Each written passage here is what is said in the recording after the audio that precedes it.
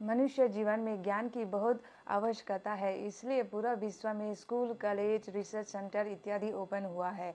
इनका उद्देश्य ये है लोगों को प्रगति उन्नति करना।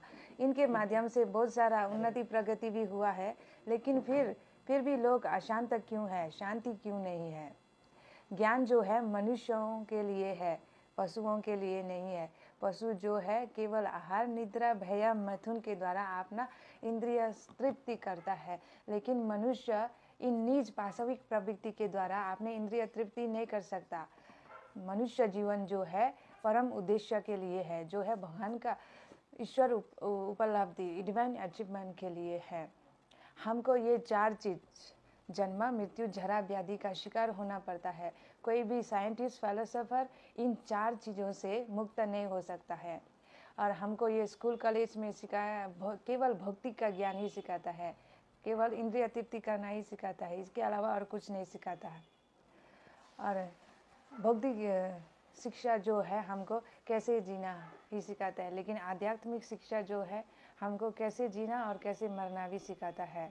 भगवान श्री कृष्ण भगवद गीता में बोलते हैं, जो भी अपना शरीर त्यागने वक्त जिसको स्मरण करता है वो वही बन जाता है। अगर आपने शरीर त्याग करने के समय कुत्ता को याद करके मरता है तो अगले जन्म में वो कुत्ता बन जाता है। अगर भगवान को याद करके अपना शरीर त्याग करता है तो वो, भगवान कृष्णा बोलता है, वो मेरे धाम को प्राप्त होता है।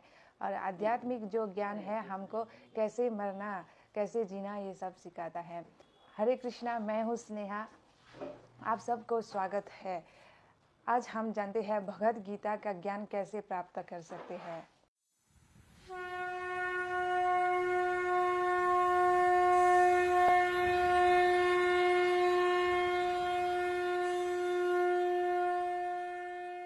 भगवद गीता का ज्ञान जैसे भगवान श्री कृष्ण ने अर्जुन को दिए थे, वैसे ही यथार्थ रूप में आप समझना चाहते हैं तो आपको यथार्थ रूप भगवद गीता श्रील भक्ति वेदांत स्वामी प्रभुपाद द्वारा ट्रांसलेट किया वाला भगवद गीता को पढ़ना चाहिए, क्योंकि हमारा प्रभुपाद जी ने भगवद गीता को एज इट इज़ यथार्थ रूप में ट्रांसलेट किया है। जो भी ज्ञान है ऐसे कल्पना द्वारा नहीं आता है, जो भी ज्ञान होता है परंपरा द्वारा, शुद्ध भक्त द्वारा और श्रद्धा द्वारा ही समझ सकते हैं।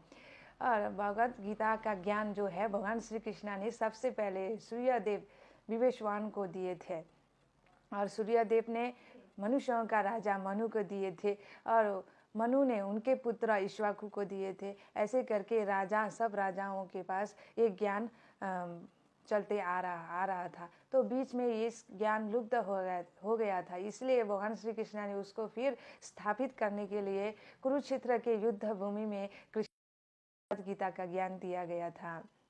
और हमको शुद्ध भक्त के साथ ही सुनना चाहिए, क्योंकि शुद्ध भक्त जो है ज्ञान जो है परंपरा द्वारा ही प्राप्त किया होता है, और शुद्ध भक्त जो है भगवान के निर्देशानुसार अपने जीवन यापन करता है। इसलिए हमको भगवद गीता शुद्ध भक्त के मुख से ही सुनना चाहिए। और श्रद्धावान लाभते ज्ञानम संशयात्मा विनश्यति। श्री कृष्ण भगवद गीता में बोलते हैं, जो श्रद्धा रखता है उसको ज्ञान प्राप्त होता है। जो संशय आत्मा है, जो डाउट करता है, तो उसका आध्यात्मिक ज्ञान नष्ट हो जाता है। इसलिए हमको चाहिए कि अर्जुन के जैसे श्रद्धा और विनम्र के साथ भगवद गीता को सुनना चाहिए।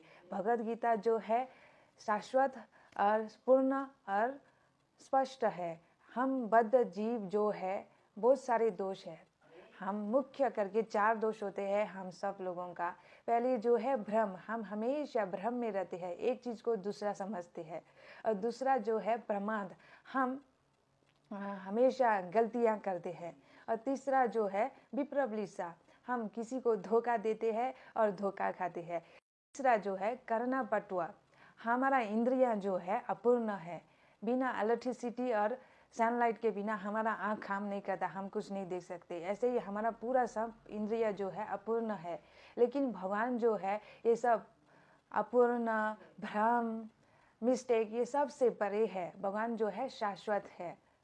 इसलिए भगवान ने दिया वाला ज्ञान भी सब समय और सब स्थानों में पूर्ण है। इसलिए भगवद गीता जो है सारे उपनिषदों का निचोड़ा वाला अमृत का रस है। इसलिए इस अमृत का रस को पान कीजिए और अपना मनुष्य जीवन सफल कीजिए। Hare Krishna. Thank you so much.